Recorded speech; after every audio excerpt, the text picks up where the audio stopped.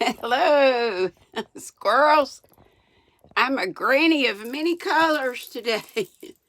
I did not make this. A friend did. I did make this from a knit crate yarn.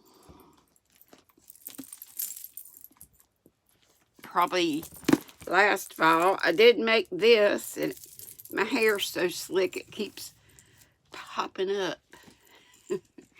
Okay, I guess we're going to go with Little Women.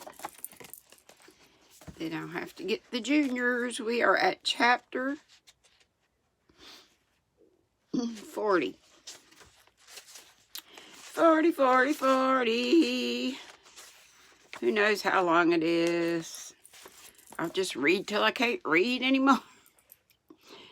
When the first bitterness was over, the family accepted the inevitable and tried to bear it cheerfully, helping one another by the increased affection which comes to bind households tenderly together in times of trouble. They put away their grief, and each did his or her part toward making that last year a happy one. This could be sad, y'all. The pleasantest room in the house was set apart for Beth, and in it was gathered everything she most loved: flowers, pictures, her piano, the little work table, and the beloved pussy willows, I guess. Father's best books found their way there, Mother's easy chair, Joe's desk, Amy's loveliest sketches, and every day Meg brought her babies on a loving pilgrimage to make sunshine for Auntie Beth. John quietly set apart a little sum that he might enjoy the pleasure of keeping the invalid supplied with the fruit she loved and longed for. Old Hannah never wearied of concocting dainty dishes to tempt a capricious appetite, dropping tears as she worked. And from across the sea came little gifts and cheerful letters, seeming to bring breaths of warmth and fragrance from hands that know no winter. I'm sure Amy would like to be back with her, but they, told her to stay over there, so who knows when she'll get back. Here cherished, like a household saint in its shrine, sat Beth, tranquil and busy as ever, for nothing could change the sweet, unselfish nature.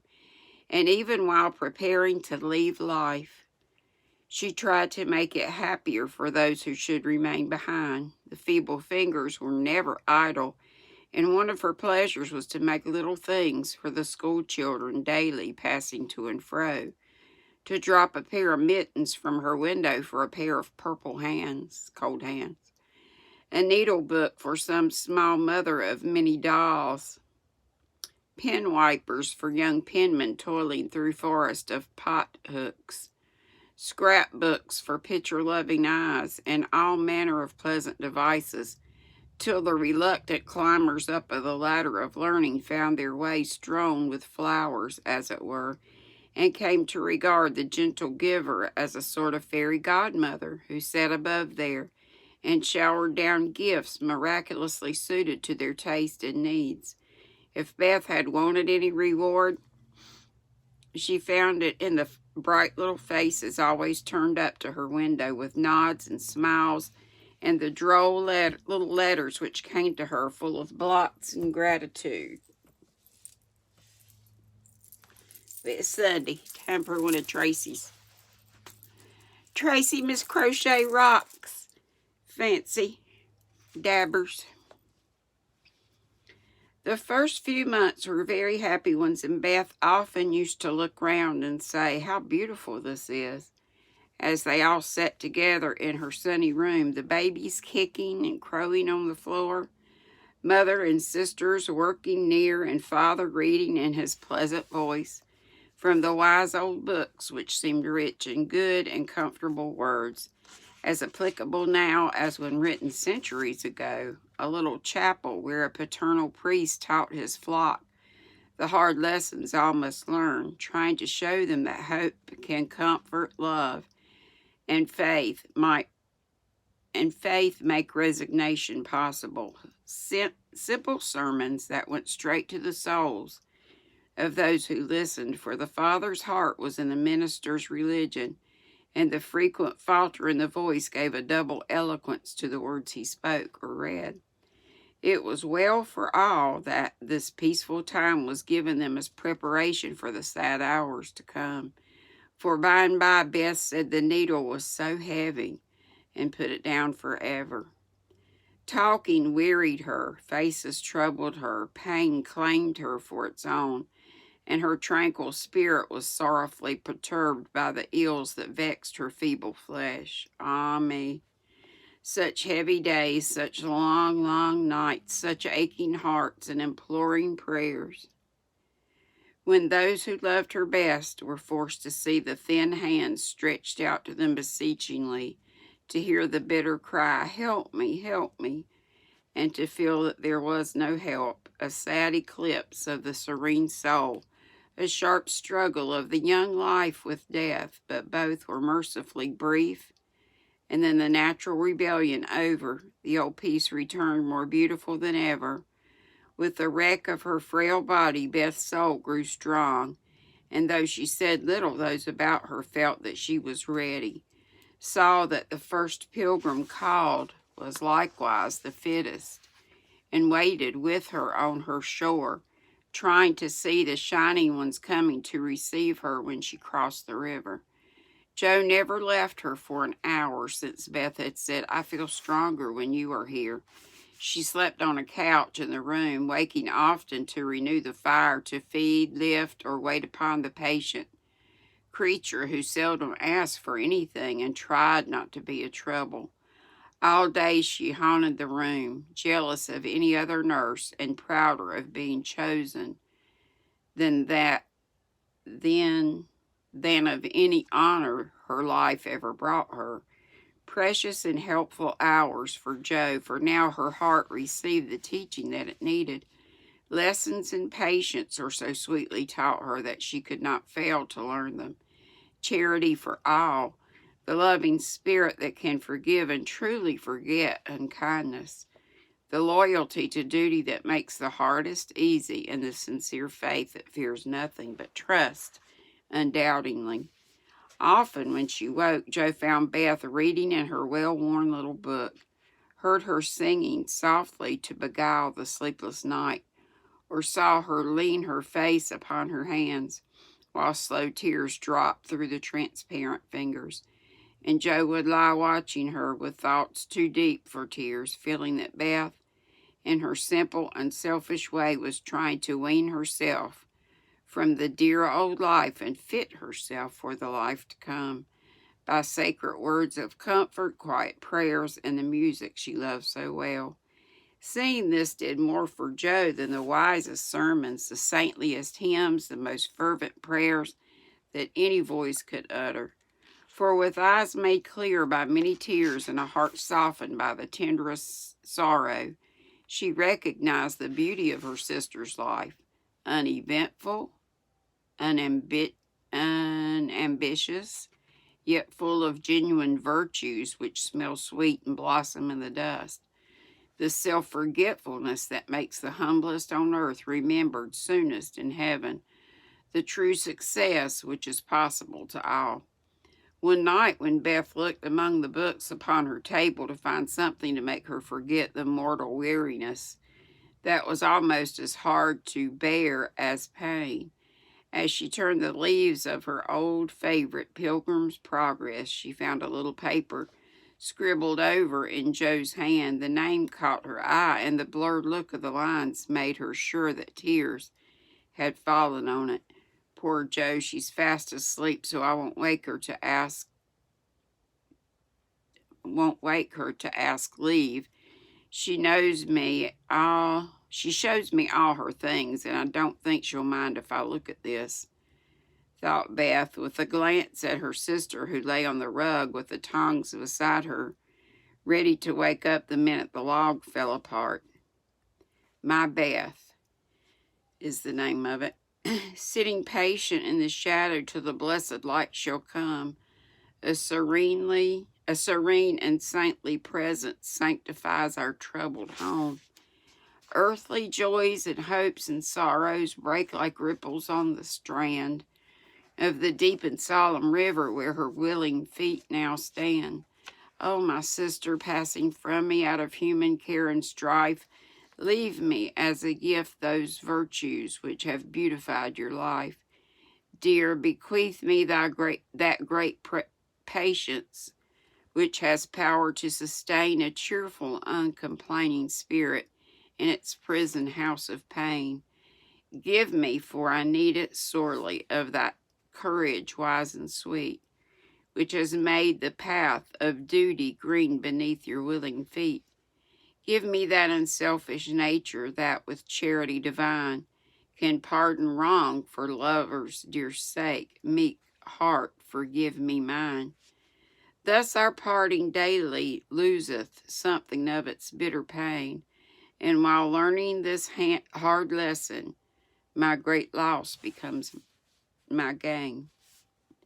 For the touch of grief will render my wild nature more serene, give to life new aspirations, a new trust in the unseen. Henceforth, safe across the river, I shall see forevermore a beloved household spirit waiting for me on the shore. Hope and faith, born of my sorrow, guardian angels shall become, and the sister gone before me by their hands shall lead me home. Sad. Blurred and blotted, faulty and feeble as the lines were, they brought a look of inexpressible comfort to Beth's face, for her one regret had been that she had done so little, and this seemed to assure her that her life had not been useless, that her death would not bring the despair she feared. As she sat with the paper folded between her hands, the charred log fell asunder. Joe started up, revived the blaze, and crept to the bedside, hoping Beth slept. Not asleep, but so happy, dear. See, I found this, and I read it. I knew you wouldn't care. Have I been all that to you, Joe? She asked, with wistful, humble earnestness. Oh, Beth, so much. And Joe's head went down upon the pillow beside her sister's. Then I don't feel as if I'd wasted my life. I'm not so good as you make me, but I have tried to do right. And now when it's too late to begin even to do better, it's such a comfort to know that someone loves me so much and feels as if I help them. More than anyone in the world, Beth, I used to think I couldn't let you go, but I'm learning to feel that I don't lose you, that you'll be more to me than ever. And death can't part us, though it seems to. I know it cannot, and I don't fear it any longer, for I'm sure I shall be your Beth still, to love and help you more than ever. You must take my place, Joe, and be everything to Father and Mother when I'm gone. They will turn to you. Don't fail them. And if it's hard work alone, remember that I don't forget you, and that you'll be happier in doing that than writing splendid books or seeing all the world. For love is the only thing we can carry with us when we go, and it makes the end so easy. I'll try, Beth. And then and there, Jo renounced her old ambition, pledged herself to a new and better one, acknowledging the poverty of other desires, and feeling the blessed solace of a belief in the mortality of love. Immortality. I think I said it. So the spring days came and went. The sky grew clearer, the earth greener, the flowers were up fair and early. The birds came back in time to say goodbye to Beth, who, like a tired but trustful child, clung to the hands that led her all her life as father and mother guided her tenderly through the valley of the shadow and gave her up to God. Seldom, except in books, do the dying utter memorable words, see visions, or depart with beautified countenances. For those who have sped, many parting souls know that to most the end comes as naturally and simply as sleep. As Beth had hoped, the tide went out easily, and in the dark hour, before the dawn, on the bosom where she had drawn her first breath, her mom's. She quietly drew her last, with no farewell but one loving look and a little sigh. Oh gosh, this is awful. With tears and prayers and tender hands, mother and sisters made her ready for the long sleep that pain would never mar again, seen with grateful eyes, the beautiful serenity that soon replaced the pathetic patience that had wrung their hearts so long, and feeling with reverent joy that to their darling death was a benignant angel, not a phantom full of dread. When morning came, for the first time in many months, the fire was out. Joe's place was empty, and the room was very still. But a bird sang blithely on a budding bough close by. The snowdrops blossomed freshly at the window, and those are flowers. And the spring sunshine streamed in like a benediction over the placid face upon the pillow. A face so full of painless peace, for those who loved it best smiled through their tears and thanked God that Beth was well at last. Oh, Lordy, that was... Woo-wee. I think I'm going to cry now. I'm going to have to get right into the juniors, but to get me out of that was tough to lose Beth. Oh, my gracious. Woo. His hat keeps popping it. I love you guys. Hope to see you. I gotta turn my clock back. It's just a little bit after 1, I think now. Yeah. So, yeah. I will see you guys hopefully at 3 o'clock. Hopefully this will be up before then. Love you all. Be sweet. Don't be ugly.